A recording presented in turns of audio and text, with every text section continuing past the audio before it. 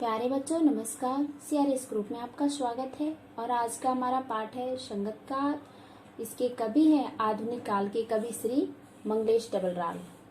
इनका जन्म उत्तरांचल राज्य के टिहरी गढ़वाल के काफल पानी नामक गांव में सन 1948 में हुआ था।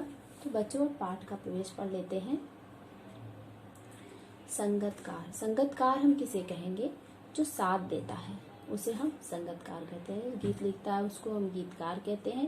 संगीत बनाने वाले को हम संगीतकार कहते हैं। और जो साथ देता है उसे हम संगतकार कहते हैं। तो संगतकार कविता गायन में मुख्य गायक का साथ देने वाले संगतकार की भूमिका के महत्व पर विचार करती है। दृश्य माध्यम की प्रस्तुतियों जैसे नाटक, फिल्म, संगीत, नृत्य के बारे में तो यह सही है ही। हम समाज और इतिहास में भी ऐसे अनेक प्रसंगों को देख सकते हैं जहां नायक की सफलता में अनेक लोगों ने महत्वपूर्ण भूमिका निभाई है। बच्चों हमें यह पता चलता है, हमें समाज को देखकर, इतिहास को देखकर हमें यह पता चलता है कि जो मुख्य नायक होता है उसकी सफलता में कई लोगों का हाथ होता है, कई लोगों का सपोर्ट होता है जिससे वह सफल होता है। कविता हमें यह संवेदनशीलता विकसित करती है कि उनमें से प्रत्येक का अपना अपना महत्व है और जो लोग सपोर्ट करते हैं उनका अलग अलग महत्व भी होता है। और उनका सामने न आना उनकी कमजोरी नहीं, मानवीयता है।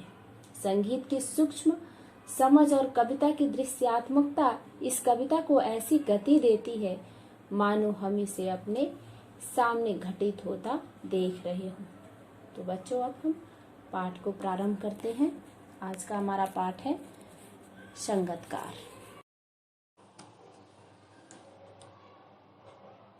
प्यारे बच्चों तो पाठ को प्रारंभ करते हैं। संगतकार। मुख्य गायक के चट्टान जैसी भारी स्वरों का साथ देती वह आवाज सुंदर कमजोर कांपती हुई थी। वह मुख्य गायक का छोटा भाई या उसका शिष्य या पैदल चलकर सीखने आने वाला दूर का कोई रिश्तेदार। मुख्य गायक की गरज में वह अपनी गूंज मिलाता आया है प्राचीन काल से। गायक जब अंतरे की जटिल तानों के जंगल में खो चुका होता है या अपने ही सरगम को लांघ कर चला जाता है भटकता हुआ एक अनहद में, तब संगतकार ही अस्थाई को संभाले रहता है। जैसे समेटता हो मुख्य गायक का पीछा छूटा हुआ सामान, जैसे उसे याद दिलाता हो उसका बचपन जब वह नौसिखिया था। तो बच्चे अर्थ संगतकार में सोता है मुख्य गायक का साथ देने वाला। गरज में सोता है ऊंची गंभीर आवाज। चट्टान में सोता है कठोर। अंतरा मीन्स अस्थाई या टेक को छोड़कर गीत का चरण। जटिल मीन्स कठिन। तान मीन्स संगीत में स्वर का विस्तार। गूंज मीन्स स्वर आवाज। नौसिखिया जिसने अभी सीखना प्रारंभ किया हो, जो नया नया सीख रहा हो उसे नौसिखिया कहेंगे। तो अर्थ समझते हैं अब। मुख्य गायक के चट्टान जैसे भारी स्वर का साथ देती वह आवाज सुंदर कमजोर कांपती हुई थी। वह मुख्य गायक का छोटा भाई है या उसका शिष्य। तो कवि कह रहे हैं कि जो मुख्य गायक है वह आत्मविश्वास से भरपूर चट्टान की तरह कठोर आवाज के साथ गीत गाता है और उसका साथ देने वाला एक है संगतकार है जिसकी आवाज मधुर कमजोर व धीमी कांपती हुई संगतकार की आवाज मुख्य गायक के साथ आ रही है। जब वह कांपती हुई आवाज मुख्य गायक के साथ आ रही है तो ऐसा प्रतीत होता है कि या तो वह मुख्य गायक का कोई छोटा भाई होगा या फिर उनका कोई शिष्य होगा या पैदल चलकर सीखने आने वाला दूर का कोई रिश्तेदार या फिर कोई उनका रिश्तेदार होगा जो उनके पास पैदल चलकर दूर से सीखने के लिए आया होगा। अगली लाइन है, मुख्य गायक की गरज में वह अपनी गूंज मिलाता है प्राचीन काल से। ऐसा लग रहा है कि जो मुख्य गायक है उसकी गंभीर आवाज में वह अपनी आवाज मिलाता हुआ आया है बहुत दिनों से, यानी कि जब से वह सीख रहा है तब से वह उनकी आवाज में अपनी आवाज को मिलाता हुआ आया है।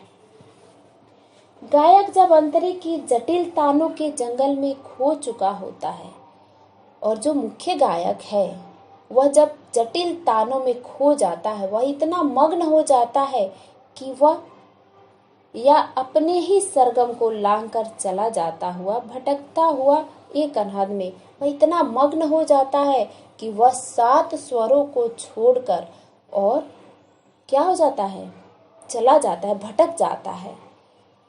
तब संगतकार ही अस्थाई को संभाले रहता है, तब संगतकार है वह उसको संभालता है, फिर उस स्वरों पर लाता है। जैसे समेटता हो मुख्य गायक का पीछे छूटा हुआ सामान, तब ऐसा प्रतीत होता है, ऐसा लगता है कि कोई छूटा हुआ सामान समेट रहा है। ऐसा उसको लगता है मुख्य गायक को कि कोई मदद कर रहा है। जैसे उसे याद दिलाता हो उसका बचपन, जब वह नौसिखिया था, और तब उसको अपना बचपन याद आता है। जो मुख्य गायक है उसको अपना बचपन याद आता है। कब का बचपन? कि जब वह नया नया सीखने जाया करता था, तब वह सोचता है कि ऐसा हुआ करता था, तब उसे मुख्य गायक को अपना बचपन याद आने लगता है।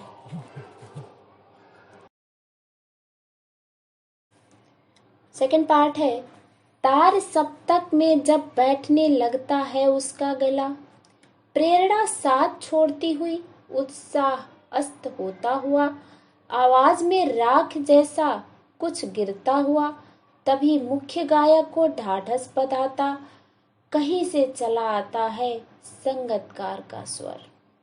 कभी कभी वह यूं ही दे देता है उसका साथ, यह बताने के लिए कि वह अकेला नहीं है और यह कि फिर से गाया जा सकता है गाया जा चुका राग। और उसकी आवाज में जो एक हिचक साफ सुनाई देती है, यह अपने स्वर को ऊंचा न उठाने की कोशिश है, उसे विफलता नहीं, उसकी मनुष्यता समझी जानी चाहिए। तो बच्चों, राख जैसा गिरता हुआ का मतलब है बूझता हुआ स्वर। ढाढ़स बंधाना में होता है तसल्ली देना, सांत्वना देना। हिचक में होता है संकोच, शर्म, कोशिश में होता है प्रयास। तो इसका अर्थ समझते हैं। तार सप्तक में जब बैठने लगता है उसका गला, प्रेरणा साथ छोड़ती हुई, उत्साह अस्त होता हुआ। जो मुख्य गायक है, जब गाते समय उसका स्वर बैठने लगता है, जब उसकी प्रेरणा साथ छोड़ने लगती है, ऐसा लगता है उसको कि अब मैं गाना नहीं गा पाऊंगा, उसका जोश खत्म होने लगता है, तब क्या होता है, आवाज से राख जैसा कुछ गिरता हुआ, तभी मुख्य गायक को ढाढ़स बढ़ाता कहीं से चला आता है संगतकार का स्वर। ऐसा उसको लगता है कि अब मैं गाना नहीं गा पाऊंगा, तभी उसको तसल्ली देता हुआ, सांत्वना देता हुआ उस सहायक गायक का स्वर आ जाता है।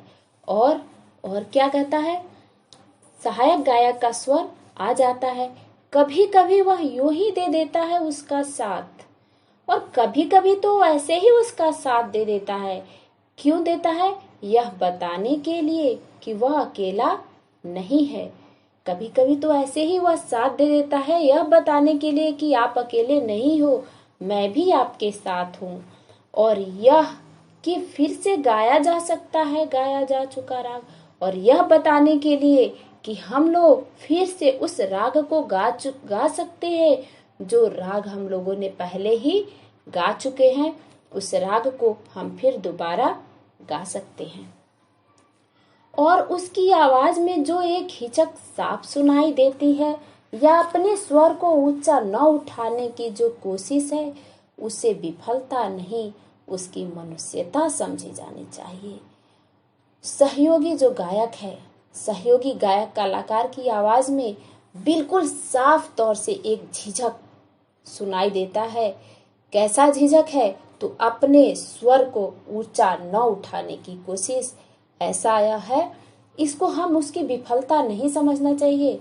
हम उसकी विफलता नहीं कह सकते कि वह एक अच्छा स्वर नहीं निकाल सकता है, वह अच्छा गीत नहीं गा सकता है, बल्कि खुद को सामने न लाकर दूसरों को सफलता दिलाने व ऊंचा उठाने की मानवीय गुण है उसके अंदर। उस संगीतकार के अंदर खुद को सामने न लाकर और दूसरों को सफल दिखाने का जो है वह मानवीय गुण है, वह उसकी विफलता नहीं।